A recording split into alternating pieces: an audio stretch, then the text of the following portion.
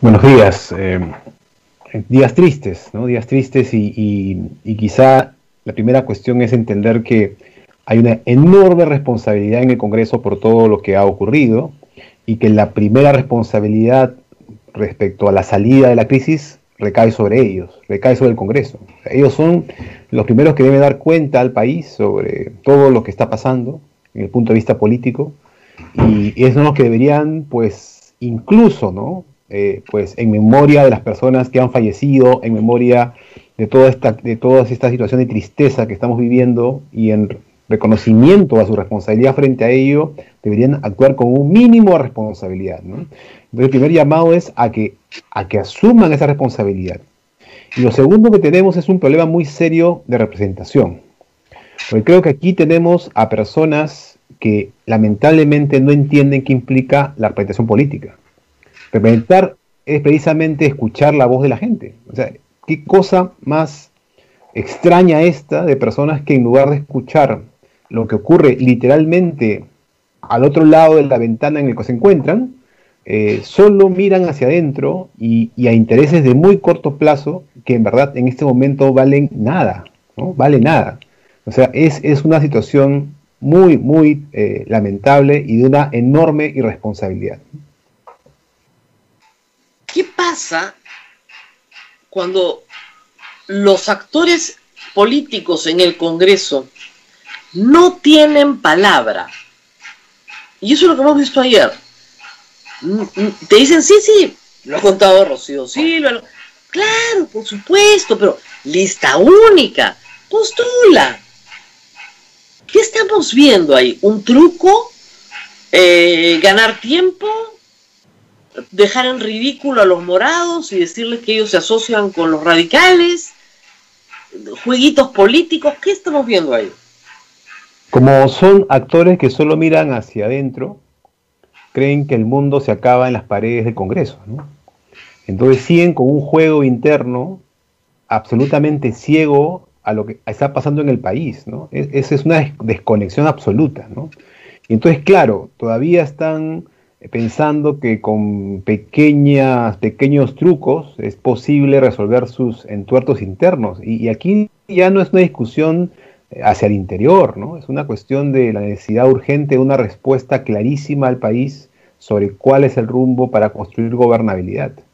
Y eso tiene unas consecuencias inmediatas sobre la vida de las personas. O sea, acá no está en juego solamente un asunto político, está en juego el bienestar inmediato de millones de peruanos. Y eso me parece espantoso, ¿no? No hay otra forma de calificarlo, no es un espanto lo que estamos viendo y creo que tiene que haber una corrección inmediata, ¿no? No puede seguir esto más, ¿no? Estamos hablando de un vacío que afecta a dos poderes del Estado, al gobierno nacional y al legislativo. Esto es inadmisible, ¿no? Y no es que no tengan las herramientas legales y constitucionales para resolverlo, las tienen a la mano. O sea, no es un problema de leyes, normas, de constitución, es un problema de pura voluntad. No hay otra explicación. Ahora, si el Congreso no falla, nos ha fallado tantas veces, queda el Tribunal Constitucional. Ha adelantado su reunión para hoy, aunque la audiencia tiene que celebrarse el miércoles. Pero el tribunal tiene las herramientas legales también para hacerlo suficientemente flexible y adelantar su voto, aun cuando la motivación se publique después. Lo ha hecho varias veces. ¿Eso es posible? Sí, es un camino, y de hecho en varios comunicados, desde el primer comunicado que sacamos el mismo lunes, dijimos, Tribunal Constitucional, necesitamos una respuesta pronta. No podemos seguir esperando este tema porque más allá de lo que decidan, sabiendo cuál es la línea de decisión, ya podemos tomar otras decisiones, ¿no? Pero no puede ser una situación de incertidumbre y me parece bien que se haya convocado a este pleno y que hoy se ya marque una línea clara de lo que va a pasar. Eso creo que es lo que ahora está esperando el país, ¿no? Una línea muy clara de cuál es lo que va a hacer el tribunal. Le ha costado a mucha gente entender, porque yo a veces batallo sola, que lo que hubo el lunes pasado en el Perú fue un golpe de Estado, parlamentario, pero un golpe de Estado. ¿Cuál es la posición de transparencia frente a lo que pasó el lunes? Nosotros desde un inicio señalamos que había un problema de legalidad que tenía que zanjar el tribunal. Y de hecho, es la misma posición que tuvimos cuando ocurrió la disolución del Congreso, y hubo también una discusión sobre la legalidad del mismo. El mismo principio, ¿no? El tribunal tiene ese rol, precisamente de zanjar cualquier duda que hubiera sobre el uso de las atribuciones que tienen los poderes del Estado. Y es sano, porque además nos blinda ante futuras situaciones en las cuales se use el poder de manera arbitraria. Si lo pasamos por encima de eso, abrimos una puerta muy, muy peligrosa a futuras arbitrariedades. Pero tiene que ser rápido, porque no puede ser una cosa en que demore meses, ¿no? Porque eso es absolutamente pues, incompatible con el tipo de situaciones políticas que estas respuestas pues enfrentan, ¿no? Entonces, ahí sí creo que también más adelante, ya cuando pasemos esta crisis, tenemos que repensar mecanismos rápidos, céleres, que permitan que el tribunal pueda actuar muy, muy rápido en situaciones en donde está amenazada la continuidad democrática del país. Claro, lo que pasa es que las constituciones no se escriben, ni tampoco el Código Procesal Constitucional, pensando en golpes de Estado. O sea, no hay una acción contra golpe de Estado, ¿no? Eso no existe, porque se presume que todos los que participan en una democracia no van a golpear su propia democracia. Pero sí, creo que es una lección a aprender. Hay que poner una llave. El artículo 46 no basta, pero ha sido útil. Y eso sí hay que decirlo. Transparencia se ha caracterizado por movilizar a miles de voluntarios en todo el país para procesos electorales. ¿Qué piensan cuando ven la cantidad de jóvenes que han estado en la calle durante toda la semana, y el jueves y el sábado, en todo el Perú de manera multitudinaria? No creo que nadie en el Congreso esperó eso. De ahí las disculpas, todo el desfile de disculpas que hemos tenido el día de ayer, pero ¿qué piensan de esa fuerza que está ahí, que parecía dormida? Una de las pocas cosas positivas de estos días, para empezar, ¿no? Nosotros y acá te hablo de mi papel de profesor de ciencia política, cuando tratamos de explicar el sentido de la democracia para los peruanos, siempre hay un tema muy, muy, digamos, diluido, ¿no? La gente menciona dos cosas cuando piensa en democracia: elecciones y derechos. Esas son las dos cosas. Que democracia es derechos para todos. Inclusive hay un trabajo muy bonito con jóvenes que se hizo hace muy poco tiempo, donde se preguntaba a los jóvenes: ¿ustedes qué piensan que es la democracia? La democracia es tener igualdad de derechos y que nadie ponga en riesgo nuestros derechos. Creo que lo que ha pasado aquí es que esta decisión, debido a la enorme desconfianza en el Congreso, al desprestigio que ha acumulado en estos últimos años, ha hecho que pensar que el Congreso va a controlar el poder haya activado esta sensación de que esto va a poner en riesgo mis derechos. Esto no se puede permitir. Entonces, ha sido una reacción ante la arbitrariedad en el uso del poder. Digamos, si quisiéramos una interpretación politológica, diríamos es una reacción casi liberal, ¿no? Es decir, ante lo básico de cualquier democracia. La democracia protege derechos. No es un sistema solamente para ir a votar cada cierto tiempo, sino es un mecanismo de control del poder que tiene todas estas llaves que garantizan de que nadie puede usar el poder de manera arbitraria. Y ante esa situación, ante ese sentimiento de distintas miradas ideológicas, se ha reaccionado. Esto también, lo segundo, es muy importante, ¿no? O sea, que hay muchas agendas diferentes desde el punto de vista de qué hacer con el país, pero a nadie le ha gustado que se use el poder de manera arbitraria. Y lo segundo, que creo que es el otro elemento que ha disparado este elemento de movilización, es la sensación de que ya basta de usar el poder político para intereses particulares. Yes. Yo creo que eso es un elemento que ha tocado las fibras más hondas de la gente, que la gente dice: estas personas no vienen aquí para pensar en mí, sino solamente para pensar en sus bolsillos o de la gente que está cerca de ellos, o para sus intereses mezquinos de corto plazo. Y eso ya no más, ¿no? Y lo peor de todo, sí, dime, Rosalía. Uno de esos intereses ha tocado directamente a los jóvenes universitarios. Es decir, se están metiendo con una reforma que a mí me está garantizando una mayor calidad a mi educación. Entonces no puede, de esos abusos, ese en particular era uno que no iban a pasar los jóvenes. Yo creo que eso también lo coincido plenamente, es la sensación de que el poder del Congreso, que es arbitrario, va a ser ilimitado. Nadie le va a poner un pare. No, un momentito, alguien le tiene que poner un pare. Y además me están quitando mi educación. Y como si esto no fuera suficiente, asume un gobierno breve, de una incapacidad casi limitada. No he visto tanta incapacidad y torpeza acumulada en tan pocos días.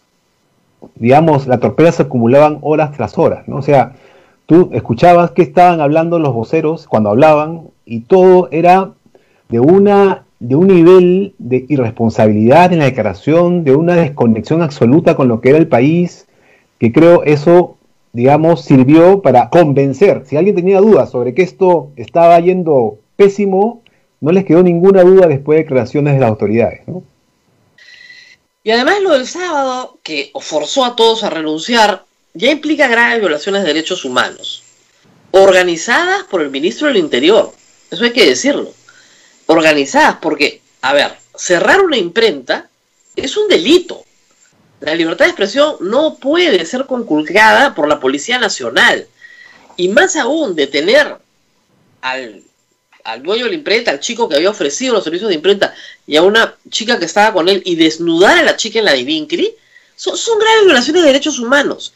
Acribillar a 2 chicos, porque los han acribillado, están repletos de orificios. Entonces ya la cosa escala no solamente al tema político sobre la democracia, sino algo bien concreto, que es derechos humanos de las personas de carne y hueso, gasearlas. Sin duda. Y de hecho, por esa razón, uno de los comunicados que inmediatamente sacamos, al poco tiempo de empezar, es decir, ojo, acá hay riesgos. Y un riesgo a los derechos fundamentales. Y luego luego un segundo que decía, están violando derechos. Y eso es autoritario. O sea, ya no había discusión ahí sobre el carácter del gobierno. Y esto que hemos visto es como, a veces lo he sentido como una suerte de años 90 acumulados en 5 días, ¿no? O sea, un proceso de deterioro del Congreso, un proceso de toma del poder de actor autoritario, la reacción ciudadana, esto que vivimos en casi 10 años, lo hemos vivido en 5 días, ¿no? Entonces, esto es, además creo, y otro elemento positivo, una de las cosas que a mí me preocupaba mucho era un país que llegaba al bicentenario con una generación de jóvenes que no había vivido el mundo autoritario. Y ahora sí, lo ha visto, y ha visto los efectos perversos que genera que el poder no tenga control y que puedan tomar decisiones que vulneran tus derechos. Creo que ya lo saben. Digamos, en un equivalente médico, han sido vacunados. Han recibido una pequeña dosis de lo que es el autoritarismo y eso genera anticuerpos. Esperemos.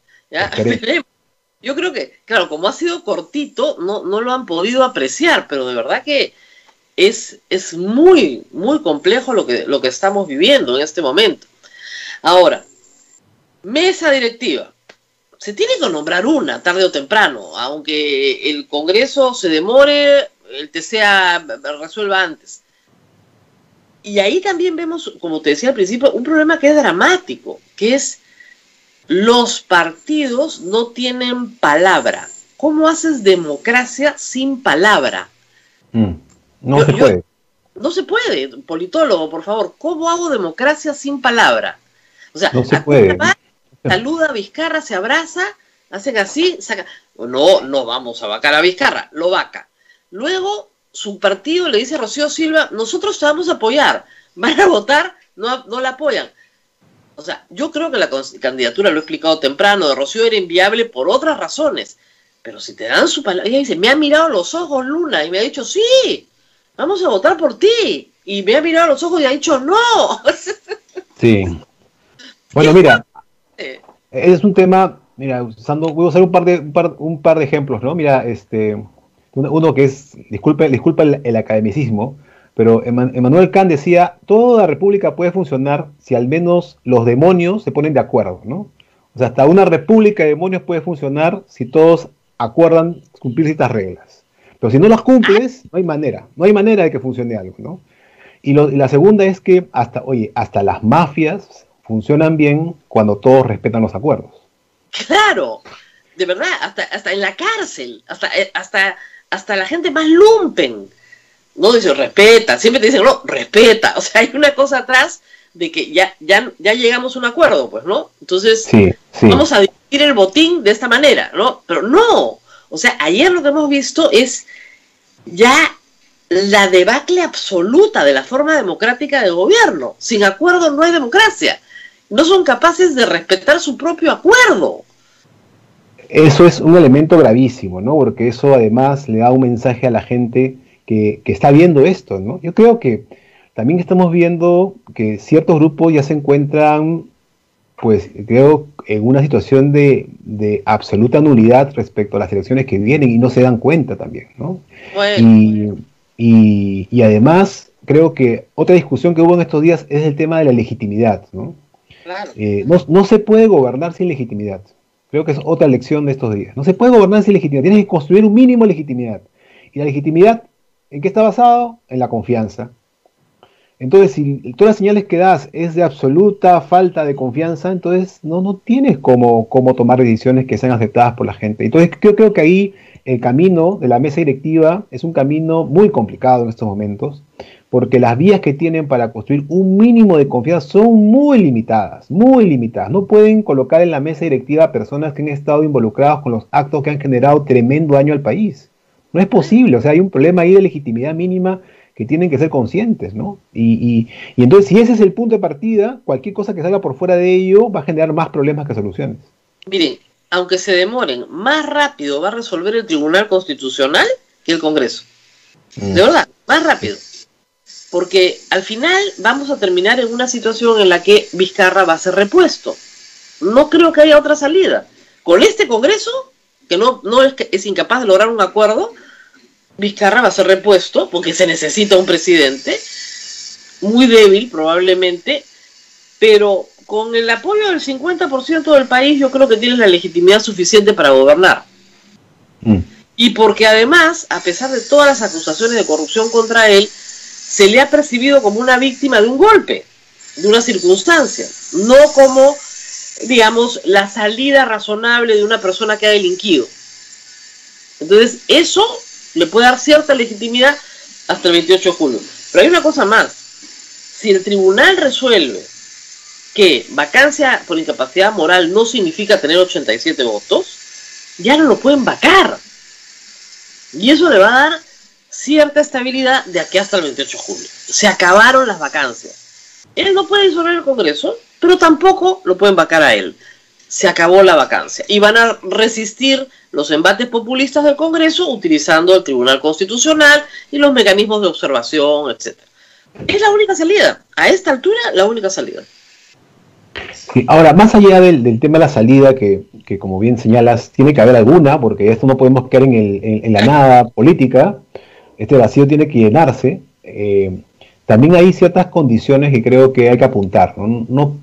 Inclusive en el escenario, digamos, de un punto de retorno al lunes, digamos, el lunes pasado me refiero, ¿no? Regresamos al lunes pasado. Ya.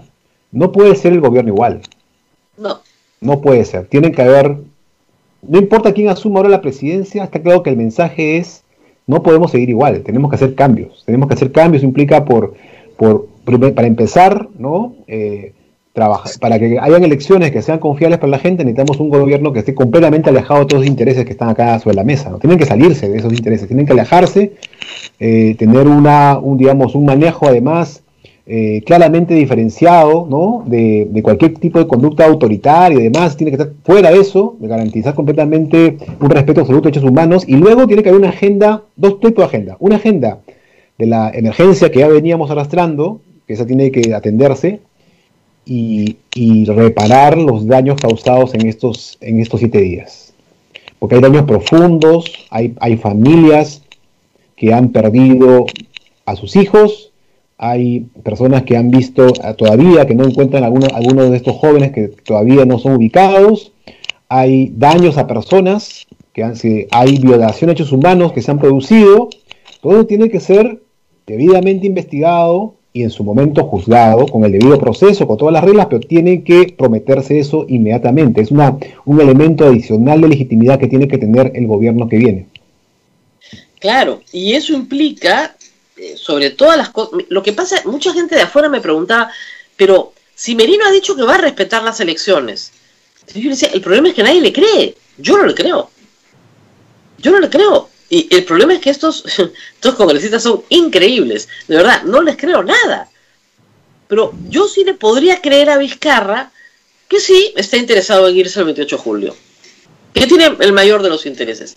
Porque sí le explicaba a todo el mundo, miren, y acá nuestro invitado es politólogo, nadie da un golpe de Estado para quedarse 8 meses.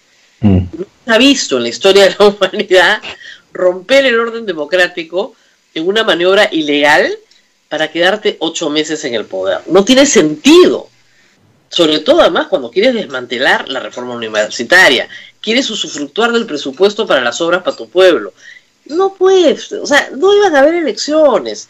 La pandemia, los brotes, qué sé yo, cualquier excusa, ¿no? La inestabilidad política, la violencia a los jóvenes, porque además a los jóvenes, hay que decirlo, los han terruqueado, les han dicho violentistas, les han dicho que cuando pasa el fútbol, además, como decías tú, ¿no? Declaraciones, cada una más loca que la otra, ¿no?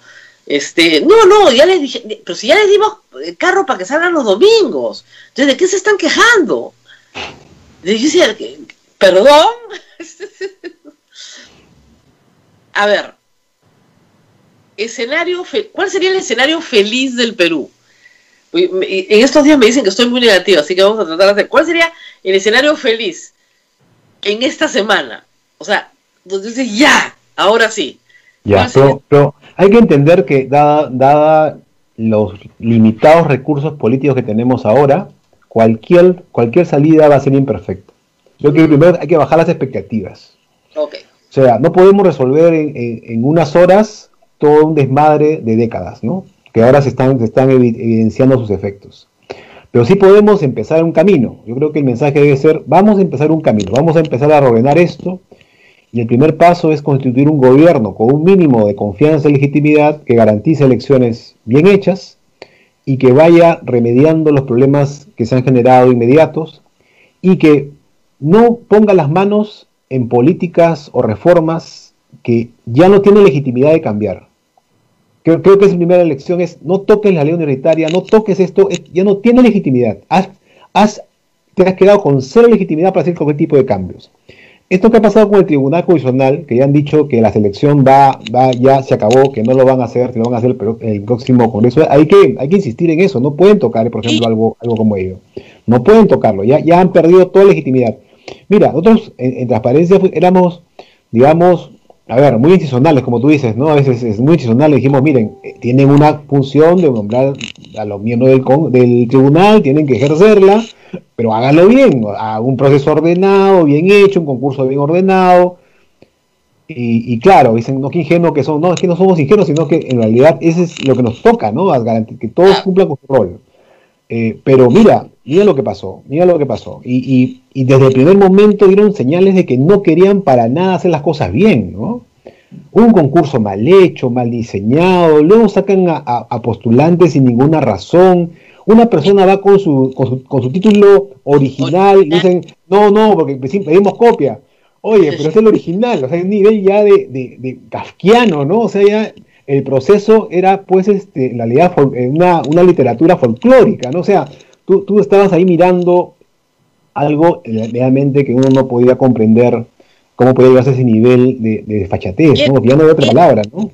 Era un asalto. Un asalto, exacto. Un asalto. Ahora, mira tú que no es casual que lo primero que ha pasado el día viernes es que APP, Somos Perú, bueno, obviamente el Partido Morado y Rocío Silva San Esteban también salieron de esa comisión. Pero ¿por qué APP? ¿Por qué? Porque lo que le está diciendo es al actual Tribunal Constitucional, en esa lógica es, yo te dejo hasta el próximo año, pero no me pongas a Vizcarra. Mira, o sea, hay una lógica de negociación disparatada, pero está ahí. Porque lo que estábamos viendo era un asalto a mano armada. O sea, habían asaltado el Ejecutivo, tenían que asaltar el poder del Tribunal Constitucional, porque si tú asaltas el Ejecutivo y no controlas el Tribunal Constitucional, vas a caer. Si controlas los dos a toda velocidad, tienes todo controlado. Ya controlas a la policía, reprimes, tienes todo controlado. Manual básico, ¿no es cierto?, del golpista. Hay que controlar algunos poderes del Estado, los que tienen más fortaleza. Y el viernes sale. ¿Y por qué sale? Para decir, no. Ya, nos echamos para atrás, pero no me pongas a Vizcarra, ¿no? Sí. Martín Sí, Tanaka bueno. dice que él creía que lo que querían los congresistas era otro Merino, Mm. o sea, un personaje del mismo perfil de Merino, es decir, de uno de los grupos golpistas, y regresar de nuevo a eso, y que por eso ayer se frustró todo. Sí, no, eso es absolutamente inviable, ¿no? No hay manera de ir por ese camino. Ahora, claro, también, que creo que esto hay que señalarlo, tenemos otro problema bien importante en manos, ¿no? Porque toda esa energía que se ha desatado tiene que ser canalizada. Claro, tenemos elecciones, por fortuna tenemos elecciones pronto, entonces hay una manera de canalizar a través de elecciones, ¿no? Pero esas elecciones hay que mirarlas más allá de que sean justas, libres, bien hechas. Hay una enorme necesidad ahí también de un esfuerzo ciudadano de tratar al menos de reducir los riesgos más serios sobre ese proceso. Y no me refiero ya a la parte procesal, sino a quién elegimos. Porque hay un enorme riesgo de que volvamos a tener un Congreso con características similares, desconectado de la gente, solamente ligado a intereses particulares, porque las cuestiones claves de la reforma no llegaron a aplicarse a tiempo y algunos ni siquiera pudieron aprobarse. Entonces vamos a volver a elegir a gente a través del voto preferencial, ¿no? Partidos que se han formado a última hora, gente que en realidad va a llegar ahí, pero no por ningún compromiso ideológico, sino por un tema puramente pragmático y táctico de tener alguien por quien votar, por quien postular, perdón. Entonces, eso es muy serio, ahí tenemos una tarea sin duda importante. Y la otra cuestión que quería decirte, solamente que te corte, es el tema de cómo establecemos lazos entre el nuevo gobierno y la gente, porque la gente quiere, hay muchas demandas, ¿no? Entonces tiene que haber caminos, formas de conectar con estas demandas, digamos, se requiere ministros y ministras muy dialogantes, con mucha capacidad de abrir espacios para conversar sobre estos temas de gestión inmediata, ¿no? Yo creo que eso es parte de la agenda para canalizar, ¿no? toda esta fuerza social que se ha visto en estos días. Claro, pero además considerar algo, ¿no? Hay gente que se siente ahorita muy frustrada porque dice, pero si a estos los escogimos en enero. O sea, y otros dicen, ustedes los escogieron, ¿ah? Proceden del voto popular, claro. Pero la respuesta no está ahí. Sí los escogimos, pero no los escogimos para esto. Ellos no ofrecieron esto. Ellos ofrecieron reforma política. Ellos ofrecieron eliminar la inmunidad parlamentaria. Esas fueron las ofertas de campaña. Y ese es el problema. La desvinculación entre oferta y acción. O sea, nadie escogió a este parlamento para vacar a Martín Vizcarra. O sea, si nuestro objetivo es vacar al presidente de la República, y ahí yo decido si voto o no voto. Pero nadie se presentó en campaña a decir que el objetivo era vacar al presidente Vizcarra. Nadie se presentó en campaña a decir que iban a demoler la reforma universitaria. Nadie se presentó. Entonces, de nuevo, el tema de la mentira es un tema que está como pegado al ADN de estas organizaciones políticas. Todo es mentira. Todo, su oferta, sus pactos, todo es mentira. Y es bien difícil para el elector, con tanta mentira encima, poder discernir. ¿Cómo disiernes? ¿Cómo disiernes si no haces sin mentir? Sí, porque normalmente los políticos, digamos, en la política no hay un ejército de santos, ¿no? Sino gente, digamos, normalmente que toma decisiones basado en cálculos muchas veces, ¿no? Eso pasa en todo el mundo, eso no es una cosa que solamente pasa en el Perú. La cuestión es que, ¿por qué toman decisiones sensatas? Yo estoy hablando de decisiones, pues, digamos, basadas en la virtud absoluta, no sensatas, ¿no? ¿Por qué toman decisiones sensatas? Lo toman porque hay costos por ser insensato, o sea, porque hay una consecuencia por ser insensato, ¿no? Pero las personas que están, digamos, en nuestro sistema es tan perverso que hemos creado un mecanismo por el cual premiamos la insensatez. O sea, el insensato no tiene costo, ¿no? Por muchas razones, ¿no? Por muchas razones dicen, no hay problema, no pasa nada, si tomo esta decisión ya me elegirán nuevamente porque no dependo de partidos, mire a otro partido, no es mañana volveré a mi trabajo que tenía antes y no pasa nada, ¿no? Lo que me interesaba era sacar una ley para mis negocios y ya si mañana no me quiere el ciudadano, no importa, ¿no? Entonces no tenemos, exactamente, entonces es un mecanismo perverso, ¿no? Que genera esta irresponsabilidad tremenda sobre el cargo público, ¿no? Y eso es fatal, eso hay que corregir inmediatamente si no queremos volver a estar en esta situación. Y por otro lado, tienes toda la razón sobre el tema de la desconfianza, porque ya éramos el país en América Latina con mayor desconfianza en la política y los políticos, ya lo éramos, ¿no? ¿Te imaginas ahora esas cifras cómo van a salir? Va a ser un nivel de desapego, y aquí viene otro riesgo, ¿no? Porque, por fortuna, este movimiento que hemos visto ha sido prodemocrático, ¿no? Digamos, podemos haber, como digo, distancias sobre la democracia, pero es prodemocrático. Pero pudo haber sido también un movimiento proautoritario eventualmente, eso pasó en otros países, ¿no? El populismo en muchos caminos de otros países ha estado ligado al autoritarismo abierto, ¿no? Entonces, que por fortuna no ha pasado acá, pero si seguimos minando la democracia y seguimos minando la confianza, estamos abriendo espacio para que ese tipo de opciones tengan mayores posibilidades, y eso sería fatal para el país, ¿no? Así es. Bueno, Iván, muchas gracias por estar con nosotros. Yo espero de todo corazón que tengamos elecciones el próximo año, que Transparencia haga su trabajo. Va a ser duro esta vez, pero y muy importante, y que creo va a poder reclutar miles de voluntarios en todo el país para poder salvar unas elecciones que van a ser difíciles, con muchas complicaciones, hasta complicaciones sanitarias. Pero sí, tenemos que sacar adelante la democracia a como dé lugar. Muchísimas gracias a Transparencia. Y Abel, nos vamos María, hasta pronto. Hasta pronto, 9:18 de la mañana, nos vamos despidiendo. Hay muchos homenajes. Iván, no te vayas, me dice Abel que tenemos preguntas. Es el problema de la comunicación virtual, que no lo veo. Doctor, pregunta, ¿se puede adelantar las elecciones para salvar este momento tan difícil que nos está pasando? Adelantar las elecciones. Pero no, es que es bien complicado en un contexto en el cual en realidad las elecciones ya están en marcha, o sea, las elecciones ya están en marcha, para empezar.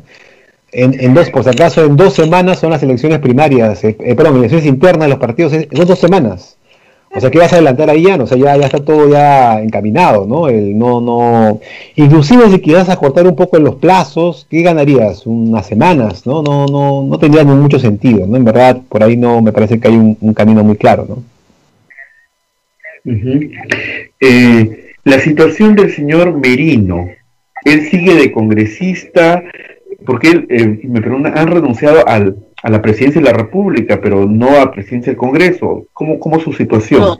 No, la dos. Ya no es ni presidente de la República ni presidente del Congreso. Ahora, hay una cuestión jurídica pendiente que depende de lo que diga el Tribunal Constitucional. Porque si el Tribunal Constitucional, por ejemplo, dijera que todo fue nulo desde el lunes, él nunca fue presidente.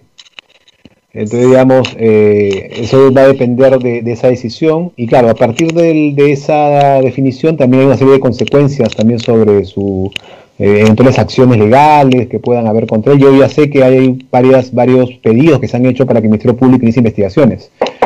El señor Merino va a estar en muy serios problemas, ¿no? En los próximos meses, cuando tenga que empezar a dar cuenta de todo lo que hemos conversado ahora, ¿no? De todas las acciones que se han llevado a cabo afectando derechos, ¿no? Sin duda él y los ministros que eventualmente tomaron decisiones ligadas a esto están en problemas muy serios, ¿no? Así es. Esa es una curiosidad que tienen los oyentes. ¿Por esta semana le corresponde al señor Merino un sueldo de presidente? No. Mire, el problema, les voy a explicar algo a nuestros oyentes para que se queden tranquilos. El presidente gana menos que el congresista, ¿ok? Entonces lo que le conviene es su sueldo de congresista, no su sueldo de presidente. Así que tranquilos, le van a seguir pagando como congresista.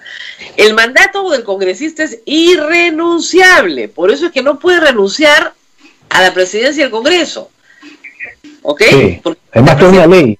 Una ley de pan y agua, pero que tiene esa lógica. Si el mandato es irrenunciable, entonces quien es presidente del Congreso no puede renunciar. Porque al renunciar a la presidencia del Congreso, ¿no es cierto?, Él es presidente del Congreso porque es congresista y ese mandato es irrenunciable, así que no hay forma. Le van a pagar su sueldo de congresista, tranquilos muchachos, nada más.